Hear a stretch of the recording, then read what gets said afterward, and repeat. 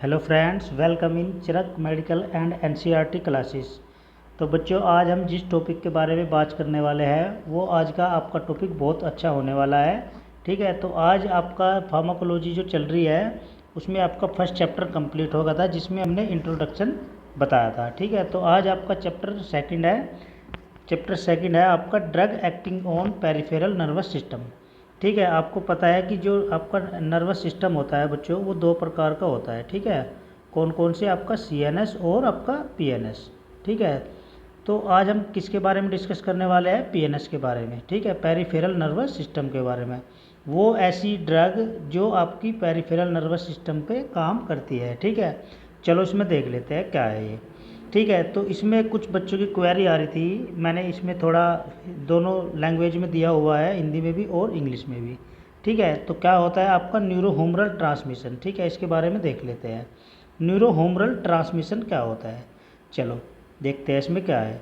न्यूरोहोमरल transmission refers to the transmission of impulse through synapse and neuro effector junction by the release of humoral chemical substances. ठीक है, तो इसका मतलब क्या हुआ कि आपका जो न्यूरोहोमरल ट्रांसमिशन सिनेप्स होता है और आपका न्यूरो इफेक्टर जंक्शन होता है। ठीक है बच्चों, उसके माध्यम से आपका होमरल रासायनिक पदार्थ की रिहाई के माध्यम से आवेग के संचरण को वो क्या करता है? संदर्भित करता है। तो समझ में आया आपका न्यूरोहोमरल ट्रांसमिशन क्या होता है? क्या होता है बच्चों? जो आपका न्यूरोहोमरल ट्रांसमिशन सिनेप्स होता है और आपका न्यूरो इफेक्टर जंक्शन होता है। ठीक है, वो उसके माध्यम से आपका जो होमरल सब्सटेंस होता है, होमरल रासायनिक पदार्थ होता है, उसकी रिहाई से उसके माध्यम का जो आवेग का जो संचरण हो रहा है ना उसके अंदर, उसको वो क्या करता है? संदर्भित करता है। ठीक है, चलो अब नेक्स्ट देखते हैं।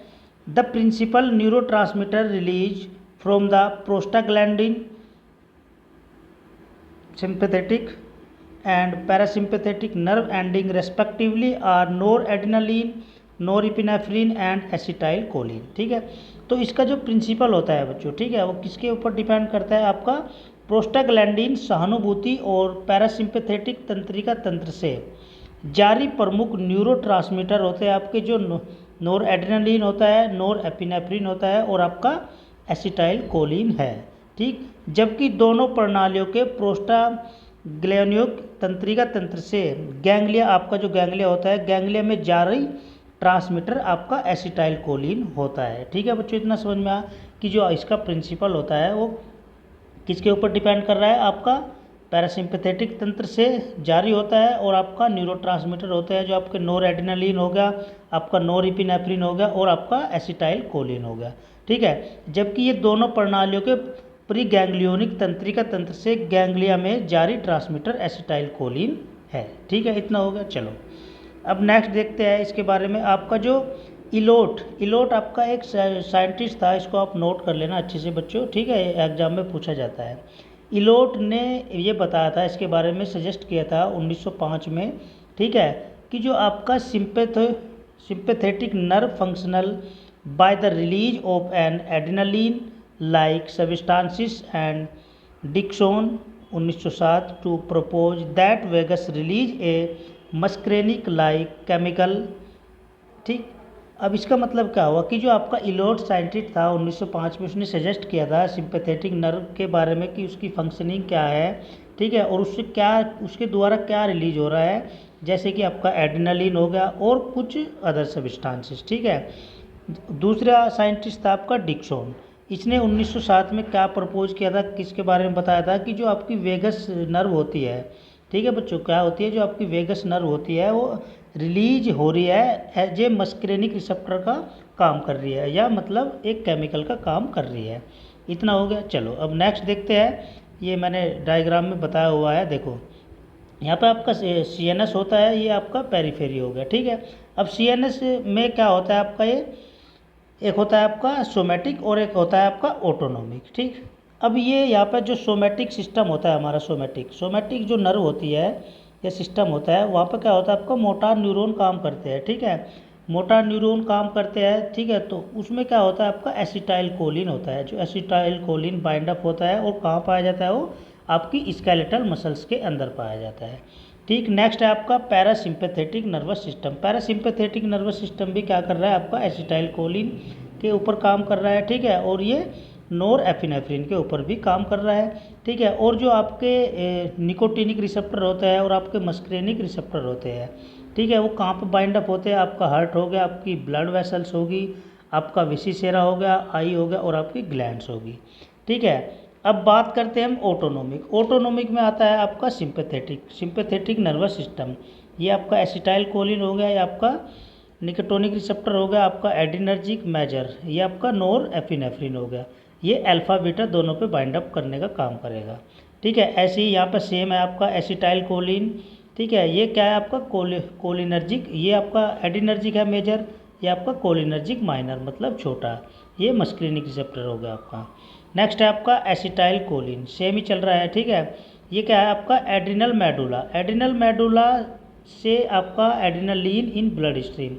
एड्रिनल मेडुला का ये आपकी जो यहाँ पे मान लें यहाँ पे क्या होती है आपकी किडनी होती है बच्चों, ठीक है। किडनी के जो टॉप फ्लोर पे आपकी एड्रिनल ग्लैंड होती है, एड्रिनल ग्लैंड होती है, और एड्रिनल ग्लैंड एज ए आपातकालीन काम करती है, तो किस में कन्वर्ट हो जाती है, एड्रिनालीन में कन्वर्ट हो जाती है, ठीक है। तो एड्रिनल मेडुला, ठीक है, तो एड्रिनलिन इन ब्लड स्ट्रीम, ठीक, ये ब्लड स्ट्रीम में एड्रिनलिन हो जाएगा, ठीक। इसमें आपका ये किसके ऊपर बाइंड अप होते हैं सारे, हार्ट में होता है, ब्लड वेसल्स के ऊपर आपका वेसिकरा हो गया, और आपका आईज होगी और आपकी ग्लैंड्स होगी, ठीक है। अगर इसकी फिगर की बात करें, यहाँ पर क्या है, general outlay of efferent autonomic nervous system, the transmitter release and the primary post junctional receptor subtype is show at each synapse, मतलब प्रत्येक synapse, neuro effector junction, N मतलब निकोटिनिक रिसेप्टर, एम मतलब मस्क्रेनिक रिसेप्टर, ए मतलब adrenergic और आपका B beta adrenergic, ठीक है। अब बात करते हैं हम इसके स्टेप के बारे में। स्टेप ऑफ न्यूरोहोमरल ट्रांसमिशन, ठीक है। तो देखो ये आपको दिखाई दे रहा होगा, ये आपके क्या है, आपके यहाँ पे एज ए न्यूरो ट्रांसमीटर काम कर रहे हैं, ठीक है।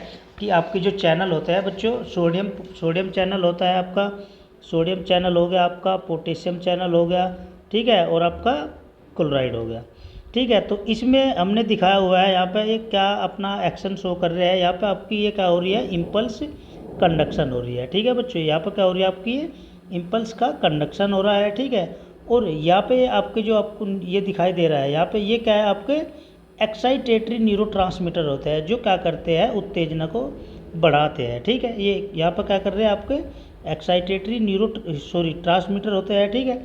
अब यहाँ से क्या होता है आपका रिलीज ऑफ ट्रांसमीटर, कुछ ट्रांसमीटर यहाँ से क्या होते हैं, रिलीज होते हैं, ठीक। यहाँ पे क्या होता है आपका इनिबिटरी ट्रांसमीटर होता है। ये कौन से ट्रांसमीटर होते हैं बच्चों, इनिबिटरी ट्रांसमीटर होते हैं। सेम ऐसे ही प्रक्रिया चल रही है, सोडियम होगा या आपका पोटेशियम होगा, ठीक। जैसे ये धीरे धीरे बाइंड अप हो गए इधर की साइड जाके, ठीक है, इधर दिखाया हुआ है, और यहाँ से क्या हो रहा है आपका, ये इधर से बाइंड अप हो रहा है, और आपका इधर से क्लोराइड चैनल बाइंड अप हो रहा है।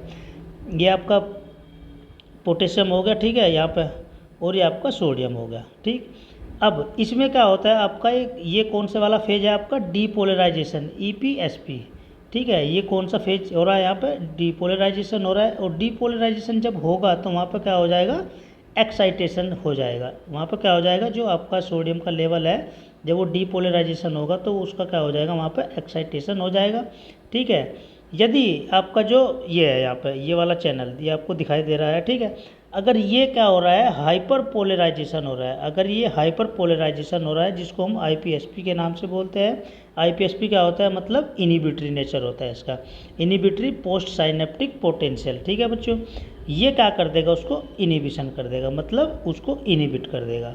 और अगर ये डिपोलराइजेशन हो रहा है तो उसको एक्साइटेशन कर देगा। इतना समझ में आया आपको, चैनल दिखाई दे रहा है, मतलब ये क्या है आपका न्यूरोहोमरल ट्रांसमीटर होते हैं, ठीक है। ये आपका कैसे किस प्रकार से बाइंड अप हो रहे हैं, और कहाँ पे वो जाके आपकी इम्पल्स कंडक्ट हो रही है, और कहाँ से आपके ट्रांसमीटर रिलीज हो रहा है, और कौन सा ट्रांसमीटर एक्साइटेटरी हो रहा है करता है, और कौन सा उसको इनिबिट करता है, ठीक है बच्चों। इतना समझ में आया, ठीक है। चलो इसके बारे में मैंने थोड़ा हिंदी में लिखा हुआ है, एक बार देख लेते हैं हम अच्छे से, ठीक है। तो जो आपका ट्रांसमीटर होता है बच्चों, ठीक है, ट्रांसमीटर उत्तेजक या निरोधात्मक न्यूरोट्रांसमीटर, ठीक है, मतलब ट्रांसमीटर को हम उत्तेजक या निरोधात्मक न्यूरोमीटर के नाम से भी जानते हैं, ठीक है। सिनेप्टिक पुटिकाओं के भीतर प्री जंक्शन तंत्रिका तंत्र में संग्रहित होता है, ठीक है। इतना समझ में आ गया कि आपका जो ट्रांसमीटर होता है बच्चों वो क्या होता है, सिनेप्टिक पुटिकाओं के भीतर प्री जंक्शन तंत्रिका तंत्र में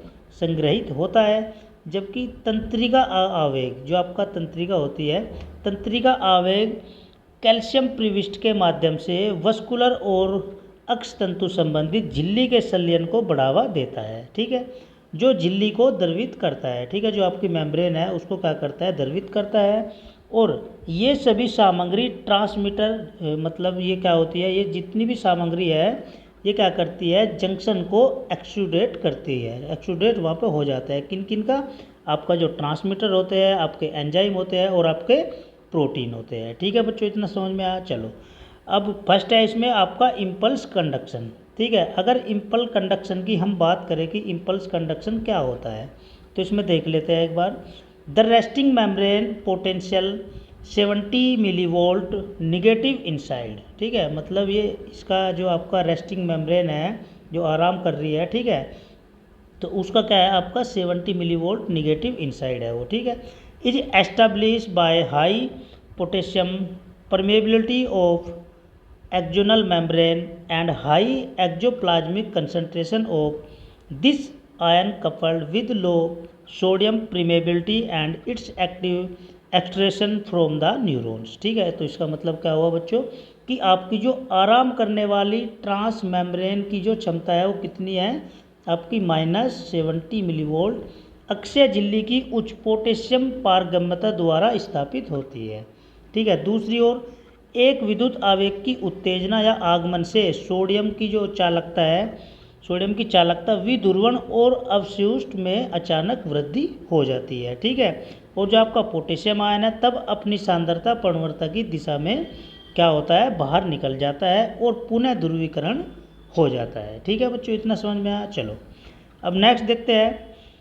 नेक्स्ट है हमारा स्टिमुलेशन और arrival of an electrical impulse causes a sudden increase in sodium conduction depolarisation and overshoot reverse polarisation inside becoming 20 millivolt positive, ठीक है। इसका मतलब क्या हुआ कि जो आपका वहाँ पे क्या हो रहा है, स्टिमुलेशन हो रहा है या आपके जो इलेक्ट्रिक इम्पल्स है वो आ रही है, मतलब उसके कारण से अचानक क्या हो रहा है, तो आपका जो सोडियम है वो बढ़ रहा है, ठीक है, सोडियम कंडक्शन हो रहा है, बढ़ रहा है, तो वहाँ पर क्या होगा आपका डिपोलराइजेशन होगा एंड ओवरशूट उसका फिर क्या हो जाएगा बाद में रिवर्स पोलराइजेशन हो जाएगा, ठीक है, और बाद में आप वो क्या हो जाएगा 20 मिलीवोल्ट के हिसाब से वो क्या हो जाएगा एज ए पॉजिटिव काम करेगा, ठीक है बच्चों, इतना समझ में आया। चलो अब नेक्स्ट है हमारा ट्रांसमीटर रिलीज, ठीक है। ट्रांसमीटर रिलीज अभी मैंने ऊपर भी बता दिया, सेम ही है, देख लेते हैं इसमें क्या है।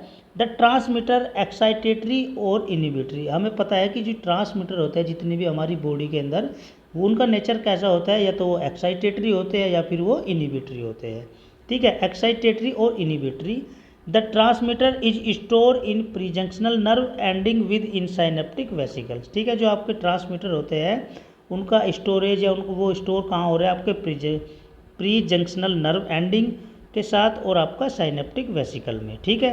नेक्स्ट है आपका all content of the vesicles, ठीक है, मतलब जितने भी सभी प्रकार के वेसिकल्स हैं, जैसे आपका एंजाइम्स हो गया, प्रोटीन्स हो गया, ठीक है, all content of the vesicles enzyme transmitter हो गए और आपके दूसरे प्रोटीन हो गए, ठीक है बच्चों, आर एक्सट्रूडेड या exocytosis in the junctional clap, ठीक है। तो जितने भी मतलब सभी प्रकार के जो वेसिकल्स है आपके एंजाइम ट्रांसमीटर या फिर दूसरे प्रोटीन, ठीक है, तो वो क्या हो जाएंगे एक्जोसाइटोसिस हो जाएंगे जंक्शनल क्लैप्ट के द्वारा या जंक्शनल क्लैप्ट में, ठीक है बच्चों। चलो अब बात करते हैं हम थर्ड पॉइंट की कि आपका neurotransmitter action on post junctional membrane, ठीक है, कि जो आपका न्यूरोट्रांसमीटर का जो एक्शन है पोस्ट जंक्शनल मेम्ब्रेन के द्वारा या उसके ऊपर, ठीक है, तो वो कैसे हो रहा है, तो देखते हैं। द रिलीज ट्रांसमीटर, एक मिनट यहाँ पे पेन चेंज कर लेते हैं, ठीक है। चलो the release transmitter combine with specific receptor on post junctional and depending on its nature induce an excitatory postsynaptic potential EPSP और inhibitory postsynaptic potential EPSP। ठीक है, अभी जो मैंने ऊपर भी बताया था उस डायग्राम में सेम वही लिखा हुआ है यहाँ पे कि जो आपका जितने भी ट्रांसमीटर क्या हो रहा है रिलीज हो रहा है कंबाइन फॉर्म में, ठीक है, किसके साथ, एक स्पेसिफिक रिसेप्टर के साथ और किसके द्वारा, पोस्ट जंक्शनल के द्वारा, ठीक है, और किसके ऊपर डिपेंड करता है उनका नेचर कि वो किस प्रकार के है, वो या तो एक्साइटेटरी पोस्ट साइनेप्टिक पोटेंशियल हो सकता है या फिर वो आपका इनिबिटरी पोस्ट साइनेप्टिक पोटेंशियल हो सकता है। ठीक है बच्चों, इतना हो गया। चलो अब नेक्स्ट देखते हैं पोस्ट जंक्शनल एक्टिविटी क्या होती है। पोस्ट जंक्शनल एक्टिविटी क्या होती है, a supra threshold EPSP generate a propagated post junctional the action potential which result in nerve impulse in neurons, contraction in muscles और सिक्रीशन इन ग्लैंड। ठीक है, तो इसका मतलब क्या हुआ कि जो आपका EPSP होता है मतलब एक्साइटेटरी पोटेंशियल साइनेप्टिक, वो जनरेट होगा और उसको क्या करेगा, वो पोस्ट जंक्शनल को क्या करेगा, प्रोपिगेट करेगा। ठीक है, और तब जाके वो आपकी जो नर्व इम्पल्स होती है वहाँ पे क्या दिखाएगा, अपना रिजल्ट शो करेगा। ठीक है, एज ए न्यूरॉन या न्यूरॉन में। ठीक है, और कॉन्ट्रैक्शन, अगर कॉन्ट्रैक्शन होगा वहाँ पे तो कॉन्ट्रैक्शन होगा, वो आपकी जो मसल्स होती है उसको कॉन्ट्रैक्ट कर देगा। ठीक है, अगर वो वहाँ पे क्या करेगा, सिक्रीशन करेगा। सिक्रीशन मतलब एज ए ग्लैंड काम करेगा। ठीक है, ग्लैंड क्या करती है, सिक्रीशन का काम करती है। ठीक है, नेक्स्ट है आपका IPSP stabiliser the post junctional membrane and resist depolarising stimuli. ठीक है, तो तब जाके वहाँ क्या होगा, आपका जो inhibitory post synaptic potential stabiliser है, ठीक है, वो क्या करेगा, वहाँ पे आपका जो पोस्ट जंक्शनल मेम्ब्रेन होती है, ठीक, उसको रेसिस्ट करेगा और वहाँ पे क्या हो जाएगा, डीपोलराइजिंग स्टिमुलाई हो जाएगा। ठीक है बच्चों, इतना समझ में आया।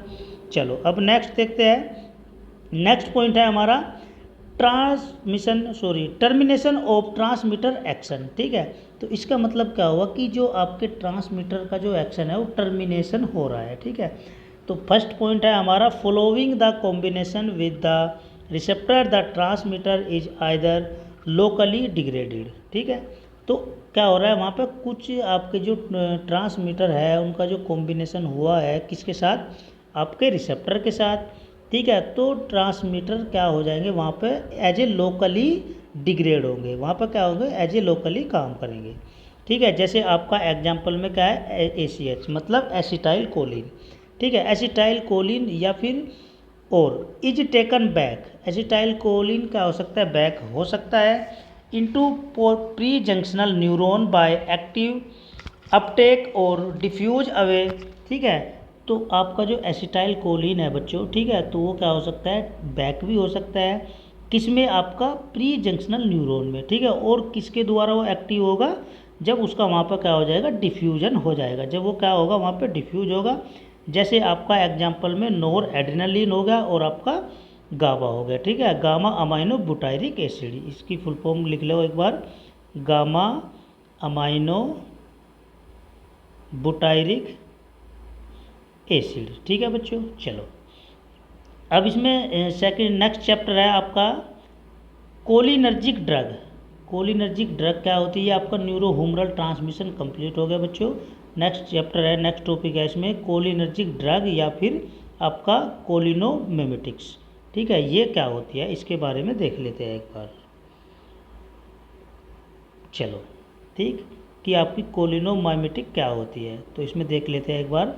These agent are compound which mimic the action of acetyl choline. ठीक है, तो ये एजेंट क्या करते हैं, या ये एजेंट ऐसे कंपाउंड के रूप में काम करते हैं जो जिनका एक्शन क्या होता है, एज ए मिमिक होता है, मिमिक्री करना होता है, मतलब और कौन कर रहा है वो, आपका जो एसिटाइल कोलिन होता है। ठीक है बच्चों, नेक्स्ट है हमारा these are the drug which produce action similar to that of acetyl choline either by directly interacting with cholinergic receptor और by increasing availability of acetyl choline at these sites. ठीक है, इसका मतलब क्या हुआ कि वे सारी दवाइयाँ या वे सारी ड्रग, ठीक है, जो क्या कर रही है, अपना एक्शन प्रोड्यूस कर रही है। ठीक है बच्चों, क्या कर रही है, अपना एक्शन प्रोड्यूस कर रही है और दूसरी जो चीज़ जो आपका एसिटाइल कोलिन होता है, ठीक है, वो डायरेक्टली इंटरेक्ट हो रहा है किसके साथ, आपके कोलिनर्जिक रिसेप्टर के साथ,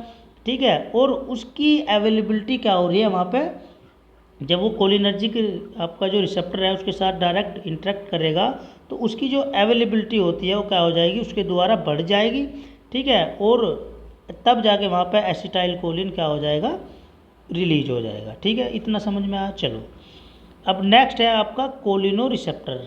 कोलिनो रिसेप्टर क्या होता है बच्चों, देखो ये क्या होता है, दीज आर टू टाइप्स, ये क्या होते हैं आपके दो प्रकार के होते हैं। कौन कौन से, ये आपके जो कोलिनोसेप्टर होते हैं इम्पोर्टेंट है, एक बार इसको आप अच्छे से नोट कर लेना, ये एग्जाम के लिए भी है, ठीक है, अभी आपके एग्ज़ाम चलने वाले हैं। तो ये क्या होते हैं, दो प्रकार के होते हैं।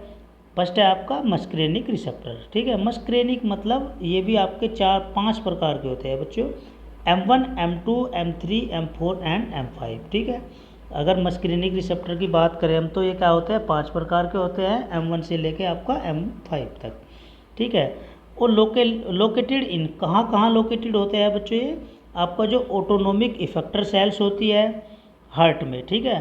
दूसरी चीज़ आपकी जो ब्लड वेसल्स होती है, आपकी आँख होती है, आपकी स्मूथ मसल्स होती है, चिकनी मसल्स होती है, और आपकी जो ग्लैंड्स ग्रंथियाँ होती है जीआईटी के अंदर जो ग्लैंड्स होती है जो सिक्रीशन का काम करती है, और जो आपका रेस्पायरेटरी सिस्टम होता है, श्वसन तंत्र होता है, आपका यूरिनरी ट्रैक्ट होता है, और आपकी स्वेट ग्लैंड होती है, पसीने वाली ग्लैंड।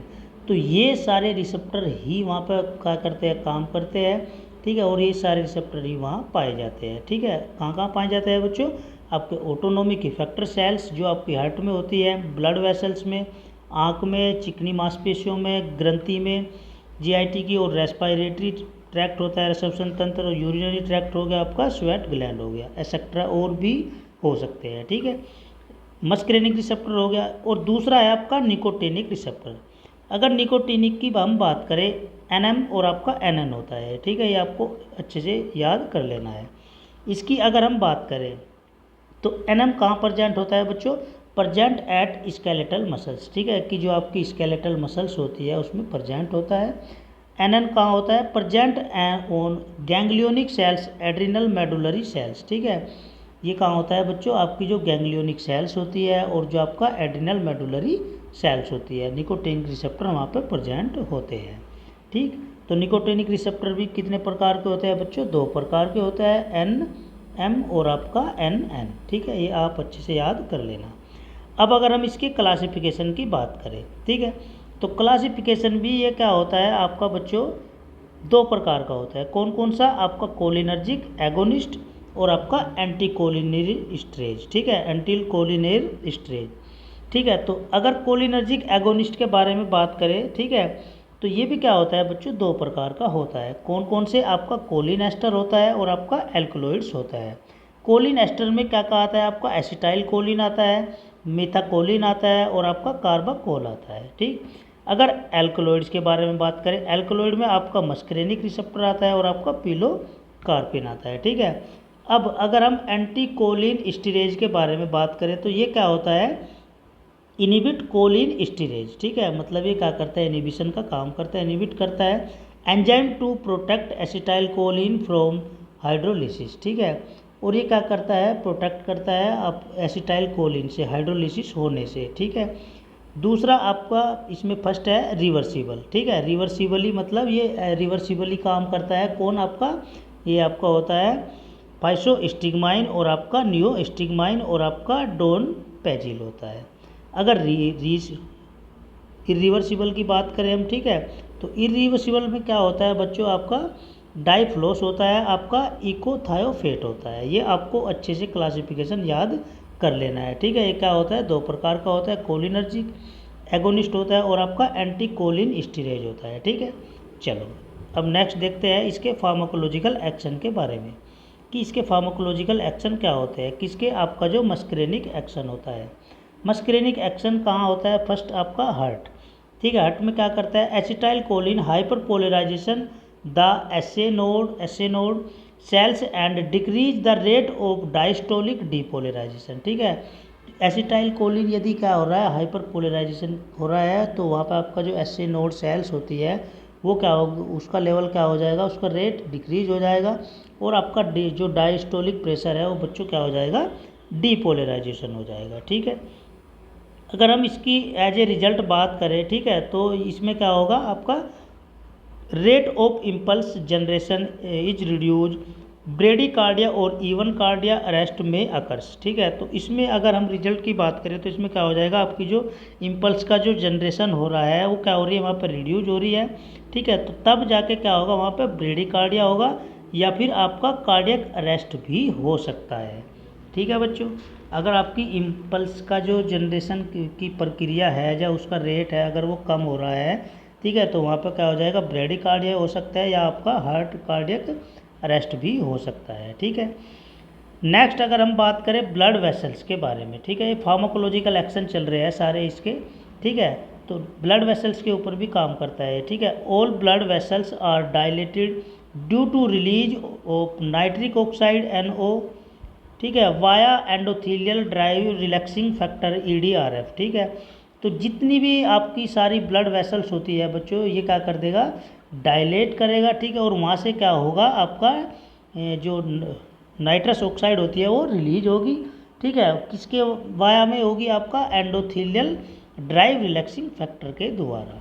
ठीक, नेक्स्ट है आपका स्मूथ मसल्स, चिकनी मांसपेशियों में भी काम करेगा। ये कैसे, smooth muscles is most organ is the contracted mainly M3 receptor होता है जो, ठीक है, जो आपकी स्मूथ मसल्स होती है ये मोस्ट ऑर्गन होता है कॉन्ट्रैक्टिंग के लिए।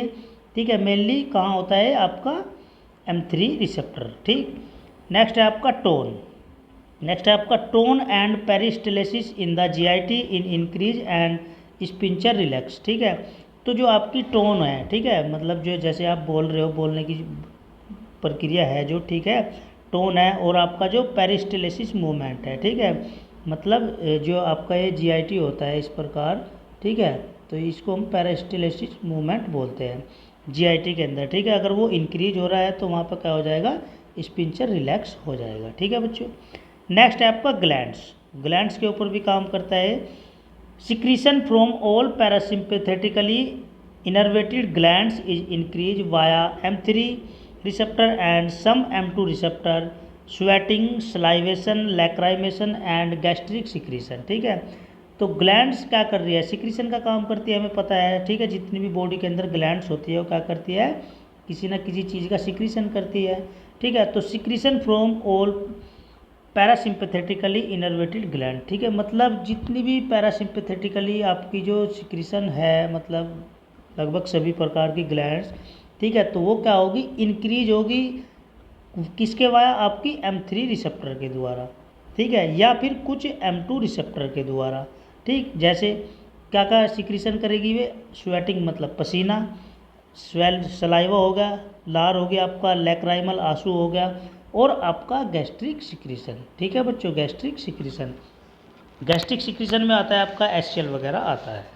ठीक, नेक्स्ट है आपका आई, ये क्या करेगा, contracting of circular muscles of iris miosis. ठीक है, वो क्या कर देगा उसको, आपकी जो इरीज की जो मसल्स होती है बच्चों, सर्कुलर मसल्स, ठीक है, उसको कॉन्ट्रैक्ट कर देगा और म्योसिस की कंडीशन वहाँ पे हो जाएगी। ठीक, अब बात करते हैं तो मस्करेनिक था, नेक्स्ट है, अभी दो बताए थे ना मैंने। सेकंड है हमारा निकोटिनिक रिसेप्टर, निकोटिनिक अभी ऊपर भी बताया था, NM और आपका NM। ठीक है, NN और MM, ये दो प्रकार के होते हैं निकोटिनिक। ठीक है, तो इसमें कैसे कहाँ कहाँ काम करेगा, आपका ऑटोनोमिक गैंग्लिया। ऑटोनोमिक गैंग्लिया क्या होता है बच्चों, तो ऑटोनोमिक गैंग्लिया की अगर हम बात करें, both sympathetic and parasympathetic ganglia are stimulated. ठीक है, ये ऑटोनोमिक गैंग्लिया मतलब निकोटिनिक रिसेप्टर ऑटोनोमिक गैंग्लिया के ऊपर काम करता है, और उसके अंदर आपका ये किस किस को इनहिबिट करेगा या उसको स्टिमुलेट करेगा, बोथ सिंपैथेटिक मतलब दोनों सिंपैथेटिक सिस्टम होते हैं आपके जो, और आपका पैरासिम्पैथेटिक गैंग्लिया होता है उसको स्टिमुलेट कर देगा। नेक्स्ट है high dose of acetyl choline given after atropine cause tachycardia and rise in BP due to stimulation of sympathetic ganglia and release of catecholamines. ठीक है बच्चों, तो आपकी यदि आप क्या कर रहे हो, एसिटाइल कोलिन की यदि आप हाई डोज दे रहे हो, ठीक है, आफ्टर एट्रोपिन के बाद। तो क्या क्या कारण हो सकते हैं वहाँ पे आपको टैकीकार्डिया की प्रॉब्लम भी हो सकती है। ठीक है बच्चों, कौन कौन सी प्रॉब्लम हो सकती है? टैकीकार्डिया की प्रॉब्लम होती है, एक होता है आपका ब्रैडीकार्डिया। ठीक है, ब्रैडीकार्डिया। तो ब्रैडीकार्डिया और टैकीकार्डिया में क्या अंतर होता है ये आप मुझे कमेंट बॉक्स में बताना। ठीक है, तो वहाँ पे क्या हो जाएगा, आपका जो ब्लड प्रेशर है वो क्या हो जाएगा, गिर जाएगा, राइज कम हो जाएगा। ठीक है, तब जाके वहाँ पर क्या होगा, और उसको वो क्या करेगा, उसको आपका जो पैरासिम्पैथेटिक गैंग्लिया उसको स्टिमुलेट कर देगा, और वहाँ से क्या हो जाएगा, आपका जो कैटाकोलामाइन्स होता है वो रिलीज हो जाएगा। ठीक है बच्चों, जो आपका कैटाकोलामाइन्स होते हैं वो वहाँ से रिलीज हो जाएंगे। ठीक, नेक्स्ट है आपका स्केलेटल मसल्स। ठीक है, स्केलेटल मसल्स के ऊपर भी आपका निकोटिनिक रिसेप्टर काम करता है। कैसे कैसे?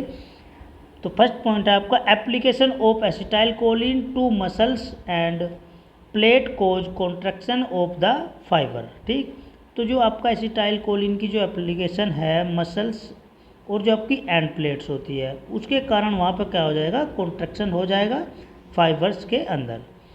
नेक्स्ट है आपका intra atrial injection of high dose can cause twitching and fasciculation. ठीक है, तो यदि उसका वहाँ पर क्या हो रहा है बच्चों, intra atrial injection of high dose, यदि आप उसको क्या दे रहे हो, हाई डोज दे रहे हो, ठीक है, मतलब एट्रियल में। ठीक है, तो उसके कारण वहाँ पर क्या हो जाएगा बच्चों आपको, तो वहाँ पे क्या हो जाएगा बच्चों, आपका ट्विचिंग मतलब फड़फड़ाना। ठीक है, और आपका फैसिकुलेशन, आपकी जो मसल्स होगी वो भी क्या हो जाएगी, फड़फड़ाना स्टार्ट कर देगी। अभी यदि आपको आप क्या कर रहे हो, उसको इंट्रा एट्रियल इंजेक्शन दे रहे हो और वो भी हाई डोज दे रहे हो। ठीक है, तो उस कंडीशन में क्या हो जाएगा, आपको ट्विचिंग की प्रॉब्लम हो जाएगी और आपका फैसिकुलेशन हो जाएगा।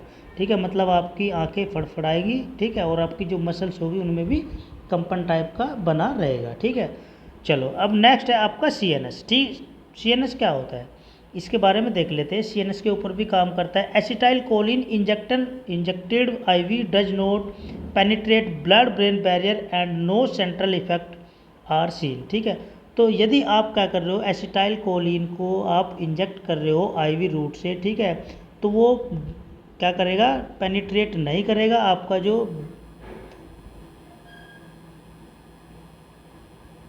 ठीक है, ट्रिपल बी होता है आपका ब्लड ब्रेन बैरियर, वो उसको क्या करेगा, पेनिट्रेट नहीं कर पाएगा। ठीक है, और no central effect are seen, और वहाँ पे कोई भी सेंट्रल इफेक्ट शो नहीं होगा। ठीक है बच्चों, ये आप अच्छे से याद कर लेना। दूसरी चीज़ direct injection into the brain, यदि हम क्या कर रहे हैं, डायरेक्ट इंजेक्शन ब्रेन में दे रहे हैं तो उसके कारण क्या होगा, वहाँ पे स्टिमुलेशन फॉलोड बाय डिप्रेशन। तो उसकी वजह से क्या हो सकता है, आपका स्टिमुलेशन हो सकता है, आपका जो CNS या ब्रेन होता है और वो डिप्रेशन में भी चला जा सकता है। ठीक है, डिप्रेशन में भी चला जाएगा।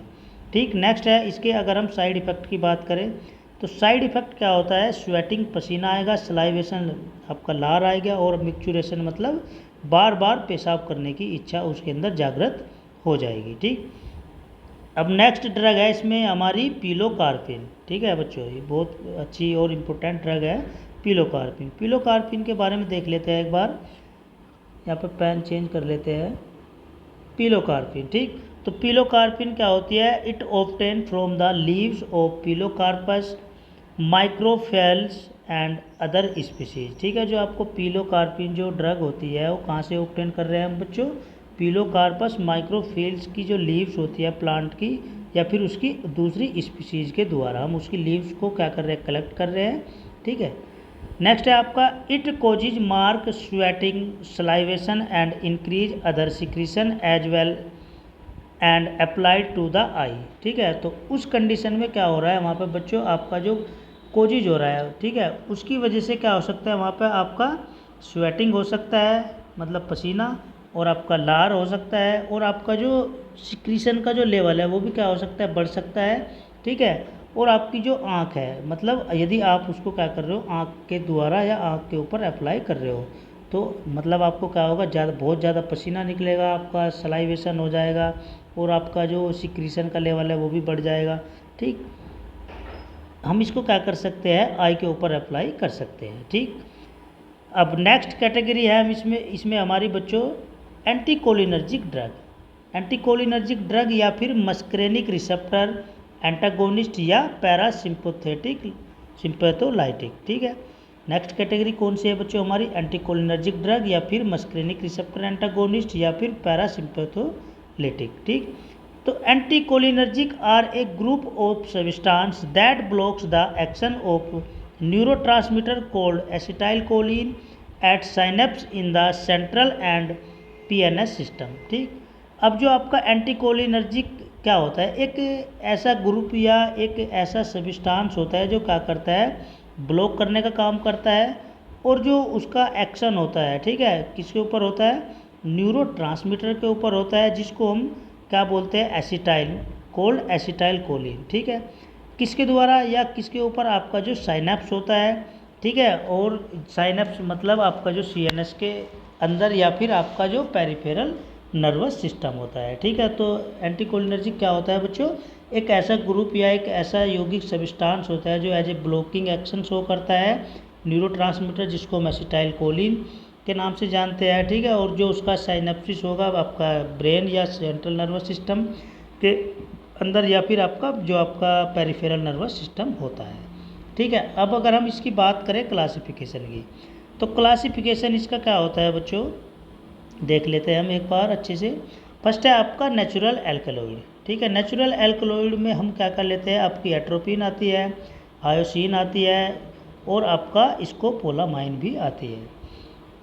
सेकेंड है आपकी सेमी सिंथेटिक डेरिवेटिव। ठीक है, सेमी सिंथेटिक डेरिवेटिव्स में आपका होमोट्रोपिन आता है, आपका इप्राट्रोपियम ब्रोमाइड भी आता है, एक्सेट्रा, और भी ये 2-4 ड्रग आती है। ठीक, नेक्स्ट है आपका सिंथेटिक कंपाउंड। ठीक है, सिंथेटिक कंपाउंड इसके अंदर आती है आपकी माई डायरेटिक। माई डायरेटिक मतलब ये आंखों के ऊपर जो काम करती है, जैसे आपका साइक्लोपेंटोलेट हो गया और आपका ट्रोपिकामाइड हो गया। नेक्स्ट है आपका एंटी सिक्रेटरी। एंटी सिक्रेटरी में आपकी एंटी स्पास्मोडिक आती है। ठीक है, नेक्स्ट है आपका प्रोपेंथिलीन। प्रोपेंथिलीन के अंदर आपका आता है ग्लाइकोपाइरोलेट आता है। नेक्स्ट है आपका वेसिको सेलेक्टिव। वेसिको सेलेक्टिव के अंदर आपका आता है ऑक्सीबुटाइन और आपका फ्लोएक्सेट आता है, फ्लोजेक्सेट आता है। ठीक, नेक्स्ट है आपका एंटी पार्किंसन। एंटी पार्किंसन में क्या आता है आपका बच्चों, बेंजोहेक्सोल आता है, प्रोसाइक्लिडीन आता है, और आपका बिप्रिडीन भी आता है। ठीक, अब अगर हम इसके फार्माकोलॉजिकल एक्शन के बारे में बात करें एट्रोपिन के, ठीक, तो कहाँ कहाँ होगा इसका एक्शन, आपका हार्ट, जो भी मैंने ऊपर भी बताया है, हार्ट के ऊपर काम करेगी, हार्ट पे भी काम होगा, आपका आई, आपकी स्मूथ मसल्स, आपकी ग्लैंड आती है, आपका सीवीएस कार्डियोवास्कुलर सिस्टम, और बॉडी टेम्परेचर एक्सेट्रा। ठीक है, ये आपका वहाँ पे अपना एक्शन शो करेगी। ठीक, नेक्स्ट है इसके साइड इफ़ेक्ट की अगर हम बात करें, तो साइड इफ़ेक्ट क्या होगा, dryness of mouth, skin and I. ठीक है, जो आपका मुंह होगा सूखापन आ जाएगा, स्किन सूखी पड़ जाएगी, आंखों में भी सूखापन आ जाएगा। नेक्स्ट है blurring of near vision and photophobia. ठीक है, तो आपका जो पास का जो दिखने की जो, जैसे चश्मा लगाते हैं ना, पास का दिखाई नहीं दे रहा है, ठीक है, तो उसमें भी ब्लरिंग हो जाएगा, धुंधलापन, और आपका फोटोफोबिया की कंडीशन भी आ सकती है आपको। ठीक है, नेक्स्ट है आपका डिफ़िकल्टी इन मिक्चुरेशन। ठीक है, बार बार पेशाब करने की इच्छा। ठीक है, बार बार पेशाब करने की इच्छा जो होती है, ठीक है, उसको मिक्चुरेशन बोलते हैं बच्चों। ठीक, तो ये इसके साइड इफ़ेक्ट होंगे। ठीक है, अब नेक्स्ट ड्रग है आपकी डाईसाइक्लोमाइन। डाईसाइक्लोमाइन के बारे में देख लेते हैं। In has direct smooth muscles relaxant action in addition to weak anticholinergic exert anti spasmodic action and anti emetic property. ठीक है, तो इसकी देखो ये डायरेक्ट क्या करती है, स्मूथ मसल रिलैक्सेंट होती है। ठीक है, और अपना एक्शन कहाँ कहाँ शो करती है, हल्का सा ही आपका एंटीकोलिनर्जिक, आपका एंटी स्पास्मोडिक एक्शन, और आपका एंटी इमेटिक प्रॉपर्टी भी शो करती है। ठीक है बच्चों, इतना हो गया। अब नेक्स्ट कैटेगरी है हमारी एड्रीनर्जिक ट्रांसमिशन। एड्रीनर्जिक ट्रांसमिशन क्या होता है, इसके बारे में देख लेते हैं। एड्रीनर्जिक ट्रांसमिशन, ठीक है, एड्रीनर्जिक ट्रांसमिशन क्या होता है बच्चों, एड्रीनर्जिक या फिर nor adrenergic transmission is restricted to the sympathetic division of ANS. ठीक है, तो आपका जो एड्रीनर्जिक ट्रांसमिशन होता है वो रेस्ट्रिक्ट होता है सिंपैथेटिक डिवीजन के द्वारा, ठीक है, या फिर आपका जो ऑटोनोमिक नर्वस सिस्टम होता है, ऑटोनोमिक या ऑटोमेटिक नर्वस सिस्टम होता है, ठीक है। नेक्स्ट है there are 3 closely related endogenous catecholamine CS, इसको कैटेकोलामाइंस को हम CS से डिनोट करते हैं।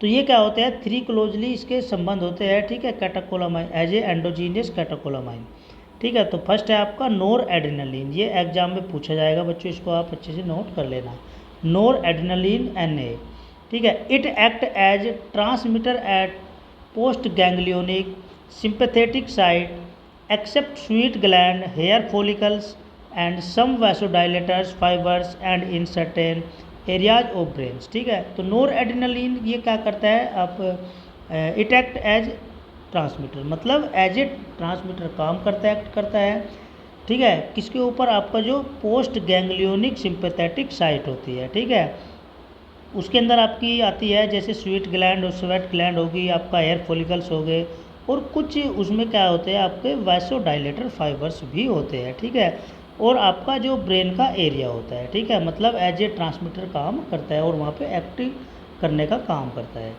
नेक्स्ट है आपका एड्रेनालिन ADR, ठीक है। एड्रेनालिन क्या होता है, it is secreted by adrenal medulla and may have a transmitter role in brain, ये क्या होता है, एड्रिनल मेडुला से सिक्रीट होता है और आपका एज ए ट्रांसमीटर ही काम करता है, ब्रेन के अंदर अपना रोल दिखाता है। नेक्स्ट है आपका डोपामाइन DA, डोपामाइन क्या है बच्चों, it is a major transmitter in basal ganglia, limbic system, CTZ, anterior pituitary etcetera, ठीक है। तो ये क्या होता है, ये डोपामाइन आपका मेजर ट्रांसमीटर होता है, किसमें, आपका बेसल गैंग्लिया में, आपका लिम्बिक सिस्टम में, और आपका सिटीजैड कीमो ट्रिगर जोन, ये क्या होता है बच्चों, कीमो ट्रिगर जोन, और आपका एंटीरियर पिट्यूटरी ग्लैंड होती है एक्सेट्रा, ठीक है। अब बात करते हैं नेक्स्ट कैटेगरी की, एड्रीनर्जिक ड्रग, एड्रीनर्जिक ड्रग या फिर सिंपैथोमिमेटिक क्या होती है, ठीक है बच्चों, इसके बारे में देख लेते हैं। तो ये क्या होती है, these are drug with action similar to that of adrenaline ADR और ऑफ सिंपैथेटिक स्टिमुलेशन, ठीक है। तो ये दवाइयाँ या ये ड्रग जो क्या करती है, अपना सिमिलर एक्शन दिखाती है, किसके साथ, किसके द्वारा, आपका जो एड्रिनल होता है और आपका सिंपैथेटिक स्टिमुलेशन होता है, ठीक है बच्चों। नेक्स्ट है आपका adrenergic drug are a broad class of medication that bind to adrenergic receptor, आपकी जो एड्रीनर्जिक ड्रग होती है वो क्या होती है, एक मेडिकेशन के पर्पज से अगर हम उसको देखें तो ब्रॉड क्लास होती है, उसकी बड़ी एक प्रकार से बड़ी क्लास होती है, और बाइंडिंग का वो काम क्या किसके ऊपर करती है, आपका जो एड्रीनर्जिक रिसेप्टर होता है बॉडी के अंदर, बॉडी के ऊपर, ठीक। द 5 मेन कैटेगरी, ठीक है, इसकी 5 मेन कैटेगरी होती है बच्चों, किसकी, आपका जो एड्रीनर्जिक ट्रांसमिशन होता है, कौन कौन सी होती है, alpha 1, alpha 2, beta 1, beta 2 and beta 3 receptor, ठीक।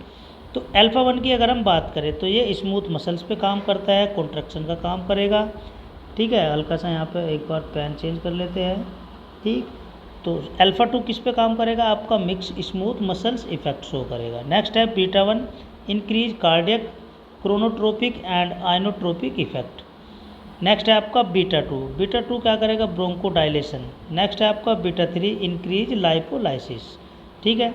अब अगर हम इसके फार्माकोलॉजिकल एक्शन के बारे में बात करें तो फार्माकोलॉजिकल एक्शन क्या होता है बच्चों, तो हार्ट, देखो जितने भी आपके फार्माकोलॉजिकल एक्शन हो गए वो तो वो किसके ऊपर काम करेंगे, आपका हार्ट हो गया, कार्डियोवास्कुलर सिस्टम हो गया, आपका किडनी होगी, आपका CNS हो गया, आपकी स्मूथ मसल्स होगी, आपकी ब्लड वेसल्स होगी, ठीक है बच्चों। तो हार्ट में क्या है आपका ADR मतलब adrenergic increase heart rate by increasing the slope of slow diastolic मतलब depolarisation of cell in the SA node, force of cardiac contraction is increase, ठीक है।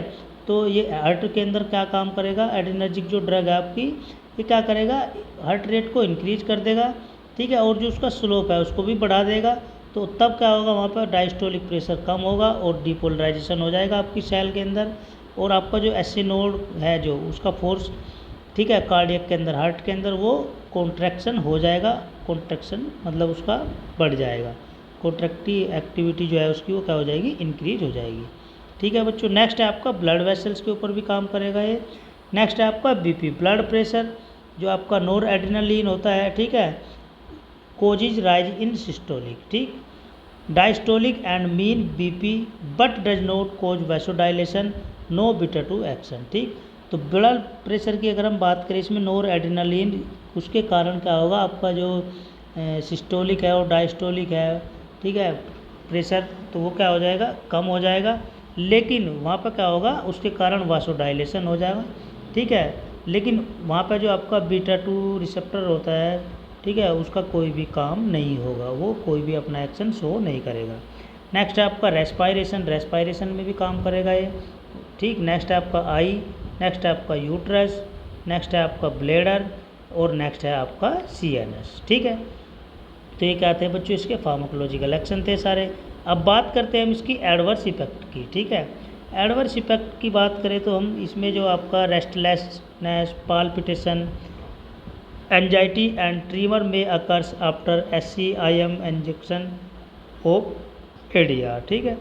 यदि हम क्या कर रहे हैं, इसके एडवर्स इफेक्ट की बात करें तो वहाँ पर क्या हो जाएगा, रेस्टलेसनेस की प्रॉब्लम आ सकती है आपको, पाल्पिटेशन, आपको चक्कर भी आ सकता है बच्चों, ठीक है, आपको चक्कर भी आ सकता है, ठीक है। एंजाइटी, चिंता की प्रॉब्लम भी हो सकती है, ट्रीमर हो सकता है आपको, यदि आप उसको क्या कर रहे हो, सबकुटेनियस रूट से दे रहे हो या फिर इंट्रामस्कुलर इंजेक्शन दे रहे हो, ठीक है। अब इसकी थेराप्यूटिक क्लासिफिकेशन की अगर हम बात करें, थेराप्यूटिक क्लासिफिकेशन, इसमें फर्स्ट है आपका प्रीजर एजेंट। प्रीजर एजेंट जैसे आपके नोरएड्रेनालिन हो गया, इपिड्रीन हो गया और आपका डोपामाइन हो गया, ये सब क्या है, प्रीजर एजेंट होते हैं। नेक्स्ट है आपका कार्डियक स्टिमुलेंट। कार्डियक स्टिमुलेंट क्या होते हैं, एड्रेनालिन हो गया, आपका डोबुटामाइन हो गया, आइसोप्रिनालिन हो गया, ठीक है। नेक्स्ट है आपका ब्रोंकोडाइलेटर। ब्रोंकोडाइलेटर्स क्या होता है, इसमें आपकी आइसोप्रिनालिन ड्रग आती है, साल्बिटामोल आती है। नेक्स्ट है आपका CNS स्टिमुलेंट। CNS को स्टिमुलेंट कौन कौन सी ड्रग करेगी, एम्फेटामाइन हो गया, आपका मिथो एम्फेटामाइन हो गया, ठीक। नेक्स्ट है आपका यूट्राइन रिलैक्सेंट एंड वासोडाइलेटर, ठीक है, इसमें आपका आता है रिटोड्रीन आता है, आपका आइसोसुक्साप्रीन आता है, ठीक। इसको आप अच्छे से नोट कर लेना बच्चों, ठीक। अब इसकी थेराप्यूटिक यूज की अगर हम बात करें तो थेराप्यूटिक यूज क्या होता है, थेराप्यूटिक यूज इसमें देखते हैं, फर्स्ट है आपका कंट्रोल ऑफ लोकल ब्लीडिंग, ठीक है, आपको मतलब लोकल ब्लीडिंग भी हो सकती है, उसके यूज में भी आप कर सकते हो। नेजल डिकंजेस्टेंट, ठीक है, यदि आपको लोकल ब्लीडिंग हो रही है तो उसको आप कंट्रोल कर सकते हो इन मेडिकेशन के द्वारा। नेक्स्ट है आपका नेजल डिकंजेस्टेंट, मतलब नाक बंद हो जाता है, ठीक है, सांस नहीं आ रहा है, नाक रुक रहा है, ठीक है। नेक्स्ट है आपका कार्डियक अरेस्ट, उसमें भी आप यूज़ कर सकते हो। नेक्स्ट है आपका ब्रोंकियल अस्थमा। नेक्स्ट है आपका ओबेसिटी, मोटापा, ठीक है बच्चों। तो आज हमारी क्लास यहीं ख़त्म होती है, मिलते हैं फिर नेक्स्ट वीडियो में, ठीक है। जहाँ पे भी आपको कोई प्रॉब्लम आएगी या आपको समझ नहीं आया होगा कोई चीज़, तो आप कमेंट बॉक्स में उसको बता सकते हो, ठीक है बच्चों। मिलते हैं फिर नेक्स्ट वीडियो में। Always happy, bye.